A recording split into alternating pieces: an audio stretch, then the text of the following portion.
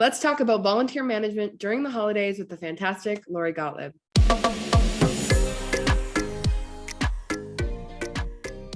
Hello, and welcome to Driven's Fundraising Superheroes podcast. I'm your host, Sabrina Shishente, and as an innovator in nonprofit technology, our team at Driven is determined to help you unlock your true fundraising potential.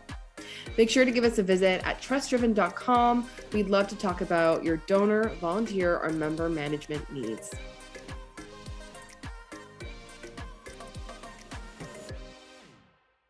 It's time for the holidays. It's very exciting, but it can also be super stressful. And what better time of the year to volunteer than now? Everyone is in a giving mood. They are ready to get out there and get their hands dirty and help out their community. But that offers a huge challenge to you, the nonprofits. So how do you stay calm, cool, and collected this holiday season? Well, Lori Gotlieb's got you covered. She is an award-winning consultant. She's been on the show before, but if you're not familiar with her work, Lori really is a force in the volunteer industry. She has had numerous articles published, both print and online. She has helped contribute to the second edition of the Volunteer Management Handbook, and she helped build and teach Humber's Volunteer Management and Leadership Program. So thank you again, Lori, for coming on the show. I'm so excited to have you here. My pleasure. So as we are gearing up for the holidays, how should volunteer managers be preparing? What do they need to keep in mind? Yeah, I mean, the holidays are coming fast on us, and I think there's still this unknown. I think we're still dealing with an unknown factor. And I think at this point, it's about having conversations and talking to your stakeholders, both your volunteers, seeing what they're willing to do, kind of read the room, to see what your program coordinators are looking for, what your clients are looking for. And then you've got a short window to be creative and come up with some ideas that you can come up with. But I think now's the time to start reaching out to your clients, your stakeholders, your volunteers, and see what their needs are, and even do check-ins. I think at this point, we're still at that, wanting to make phone calls and check in with our volunteers and see what's going on. So right now, I think it's going to be a bit of a hybrid. Mm-hmm. I do believe that organizations that are focused on things like delivery of food and, the ones that have been active through COVID, I think are still going to be active. I do believe organizations are still not at a level where they're servicing clients and or volunteers on site. So, my big word, if you're going to ask me what the big word is for this question, is creativity. Mm-hmm. I've done a bunch of research myself and been looking to see what kind of positions are available, and it's changed. There are a lot of positions related to those things that have to be done physically, like Meals on Wheels, food banks, basket, deliveries, those types of things. Mm-hmm. But a lot of other things have moved online, like friendly visiting, virtual volunteering. I am seeing boards and committees, so there's those types of things that are happening, but I still think that there's a lot of opportunities that were not around because of COVID are still not around. So, now it's a short window, but now the time to kind of take a look and see what people want and be creative and be mm-hmm. flexible. Yeah, creativity is always super important, especially when it comes to this kind of work, because there's every organization is so different. How can you create one model and then just copy and paste it across the industry? Right. And as things are loosening up, I mean, there's some flexibility there, but physical distancing is still a big issue. And working anything related to children is still a big concern. And so as we're starting to open up and people are starting to realize that, they have to have some semblance of life outside of their home, I don't know what people's comfort level are, and I wouldn't even attempt to guess what people's comfort levels are. So you got to read the room. You got to, look at do a temperature check on, see even what your volunteers, if your volunteers are even around. The other thing is start looking at organizations that you can maybe connect with or network or partner with. Yeah, partnering is a big thing that I've seen so many people just start to do with COVID.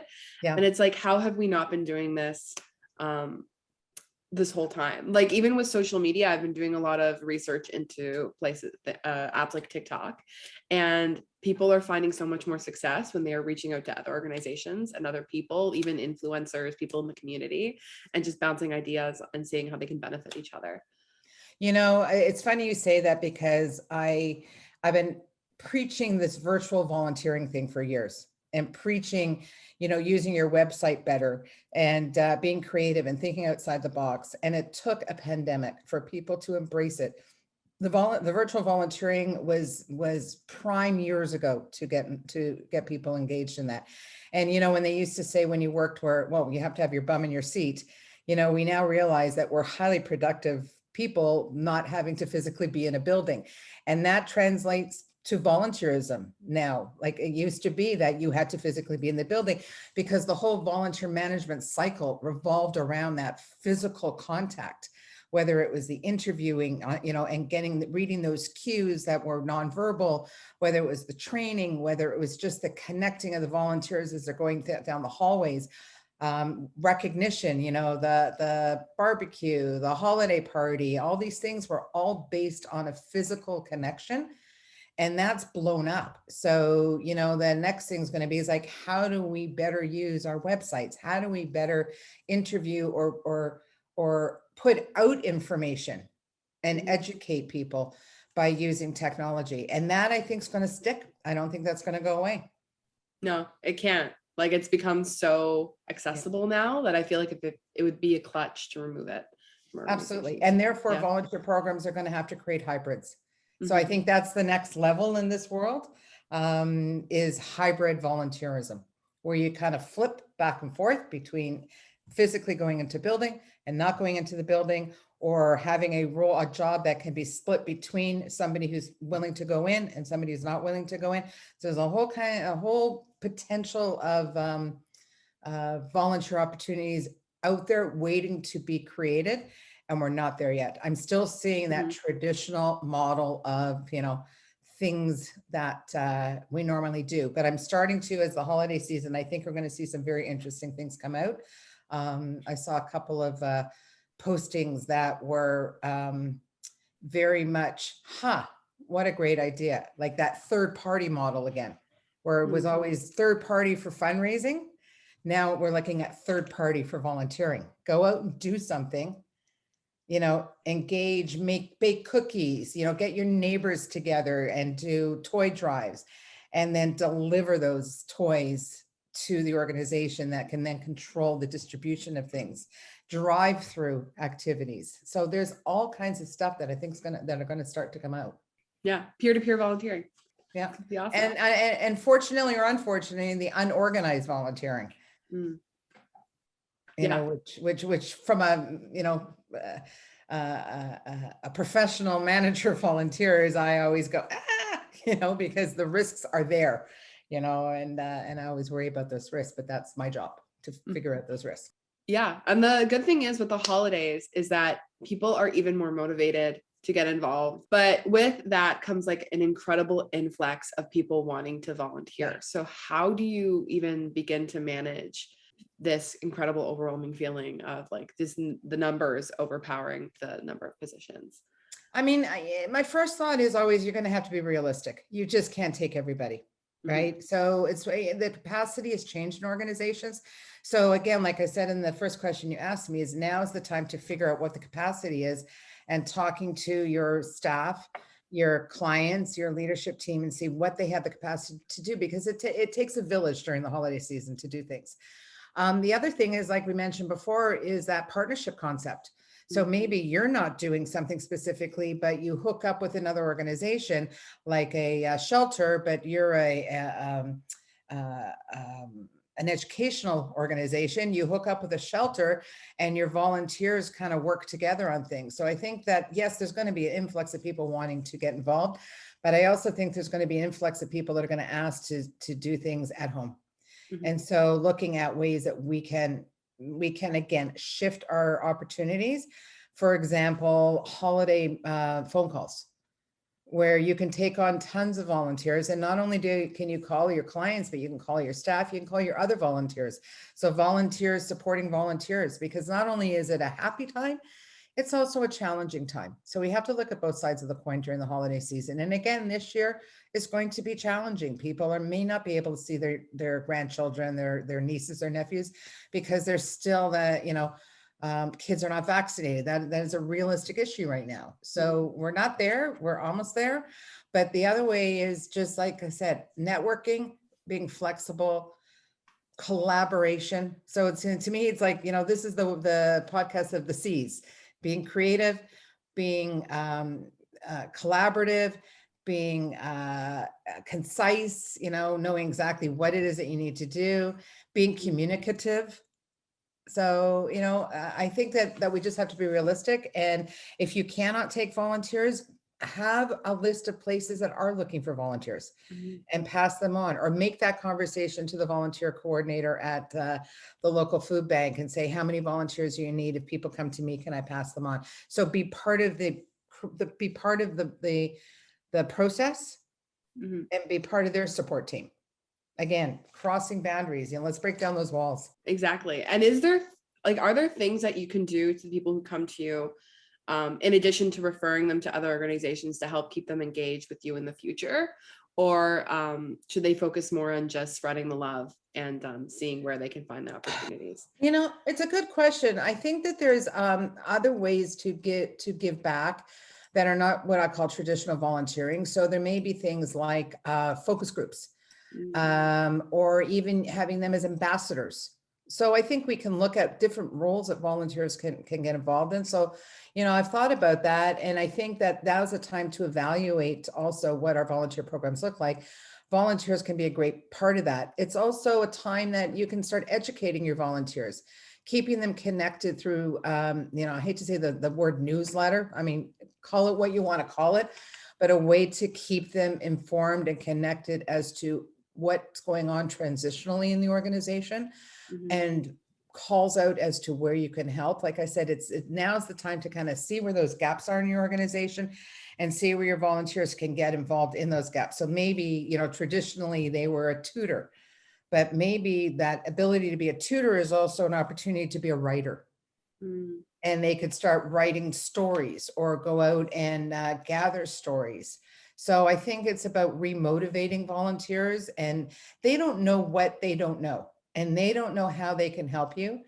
And I think that, as organizations right now are in skeletal mold, they're not as full as they could be. People are working from home, which means that there's gaps everywhere. And I think that volunteers, and there are a lot of high skilled volunteers that are looking to kind of do these life shifts, that there's ways that you can get involved, but you have to go out now. It's like, you can't just sit there. I think a volunteer can be this, and I think a volunteer can be that. Like, now's the time to go back out into your programs and talk about where are your gaps? Like, where do you want to go in the next 6 months in your program? Where are your gaps? And then go back to, the volunteers and seeing where you can fill those gaps. But, on the other side, there are lots of things that can be done. Again, I'm going to push back to that third party. There's ways to communities can gather together to knit things, arts and crafts, gather. I see so much stuff that people are giving away at this point. I think everybody's cleaning up their houses continuously. It's been 2 years of cleaning your houses. Yeah. I cleaned my cupboards, and like 3 months later, they're back to where they were. But there may be an opportunity here, or a way to, gather up puzzles and then give them to hospitals and things like that. So I just think it's a reimagination of things, but still focusing on more on the virtual side, less on the, let's all come together side. Let's go. On the other side of having, people coming back and new people getting excited, how much energy should be focused on recruitment on this time of year? Do you think that there should be a heavy focus on recruitment, or should it be more on creating quality experiences for the people already engaged with your organization? You know what? That's a capacity question. So as a general question, I can't answer and say recruitment. Like, I think now is probably, depending on where you are, what kind of organization you are, and how difficult it is for you to recruit. So if you have something that you need done and you can't get people, then your focus is on recruitment. A lot of organizations aren't having problems getting recruitment. They're having problems keeping their volunteers. They don't have jobs for their volunteers. But, also now is the time to collectively engage your volunteers, maybe not so much in volunteering, but in supporting each other. So during the holiday season, maybe this is a great opportunity to do a Zoom party for your volunteers, or storytelling, or a virtual treasure hunt. So engaging them through the holiday process, if you don't have a ton of volunteering opportunities, would be a really great way to keep your volunteers engaged until you can open up those opportunities. But, you know, at the end of the day, yeah, I mean, recruitment is very important. If you don't have the volunteers to come. And then I'm going to say to you, the first step you do is please take a look at your website, because people are looking. They are looking at how they can get involved. And if you don't have that information on your website, if it's not visually appealing, if there's not, and I don't like to see volunteers needed kind of thing, but really tell those stories. So, you know, that first step up to the holiday season could be a bit of a hybrid of thanking those volunteers, engaging volunteers through your website in a way where you can coach, mentor, educate, connect, but also from a recruitment standpoint, be clear, concise as to what you're looking for, and don't hide, you know, the risks and those types of things, because otherwise you're just wasting your time. But ensure that you're getting, you know, up-to-date information on your website. And I've looked at some websites and they're not up to date in any way, shape, or form. It's almost like what you see on the website for an organization is not even close to what the organization is looking like right now. And I don't think that that's a good way to market yourself or show who you are at this point. Yeah, I agree completely. And what you were saying before about the hybrid model and everything being online now, your website really is like the face of what That's you're your doing. face. Yeah. It's like dating. Like, are you going to, listen, I know people that put their, you know, 1960s photo, you know, in a 2021 website. So like at some point they're going to figure out you're not 30 years old anymore, you know, that you're 60 years old. So like, that's the same kind of thinking in my head. It's like, put it out there as to where you're at, or just, you know, update and what you're looking for and where your needs are, because the word of mouth is happening. Like, people are asking, how can we help? And they're asking their friends. So they're not just looking on the website or on, you know, on volunteer matching websites. They're asking their friends, what are you doing over the holidays? I want to give back. I want to, you know, I want to get involved. And some of the stuff that I'm seeing is exactly still back to that organic, where a neighbor says, hey, we're going to go and do a hockey stick drive, because we know that there are kids out there that want to play hockey that don't have access to it. And, you know, interesting, the supply chain is going to have an effect too. You know, this whole supply chain issue that's rearing its ugly head, it's going to get bad, right? So there's a lot of people that need things out there, not just food. So this is the kind of, you know, use your website to try and engage people in, this is how you can do a, you know, a third party drive. You know how they used to have that fundraising in a box, right? We give you the tools, we send you out to fundraise, and you go and you do it and we coach you. I think this would be a great opportunity for not fundraising, but like product gathering, right? Where we coach you, we help you as the volunteer coordinator. We'll give you what you need, the tools that you need, and you go out and, you know, and try and find those puzzles, those toys, that clothing, because there are a lot of people struggling and they want to give their, you know, their family members a holiday season that's positive, that's full of, you know, love and a few tokens. That the long answer to your question is, there's that, yes, you know, how do you recruit in the season? Well, if you need people, then you have to go out, and I've always been a fan of target recruitment, you know, go closest to where the people are that you can get. But I'm also saying on the other side is that if you don't have that need to recruit volunteers into your organization, then be the conduit of either helping other organizations do it, or come up with some creative ways that you can help the community. You really have to look at the situation that you're in before you react. And I love that idea of having volunteers go out and kind of have their own agency in how they choose to give back, because I feel like that makes it a lot more fun, and it is a really creative solution to having like an influx of volunteers at this time. Right. I mean, the only thing is, I don't, you know, I never want this to go back to the basics, you know, before. I don't want volunteer coordinators to lose their jobs over these types of things. So that's what I'm saying. Like, I think that those that manage volunteers should be spearheading this, right? And connecting with their leadership. Like, that's the other thing, is we want to ensure that volunteer programs are strong and will stay strong as they come out of this pandemic and back into, whatever that looks like. Like I said, I think it's always going to be a hybrid, but I think that those that manage volunteers need to spearhead that hybrid and come up with those ways to not only create new engaging partnerships and collaborations, but also shift the way they manage volunteers so that traditional volunteer management cycle gets shifted to respond to what the hybrid world looks like. Mm-hmm. Yeah. And I love, again, that you're going back to talk about the importance of volunteer management, because really you need somebody. I mean, obviously that's what we're here to talk about, but like you need somebody that is dedicated to giving time back to these volunteers, making sure that they feel valued. Stewardship is so important. So going back to that idea of how do we keep these volunteers, we are getting so many new bodies in our door. How do we keep them in? So what should the follow-up process be? How should we be thanking people during the holiday season?